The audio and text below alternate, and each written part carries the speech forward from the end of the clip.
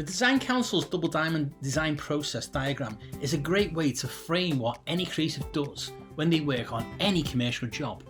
Whether you are a designer or an illustrator, your individual creative process maps to this double diamond. Let us look at the diamonds as more than a linear process. If it was linear, it would be a straight line. From the starting point on the left hand side of the first diamond, the creative begins a period of researching and initial ideas.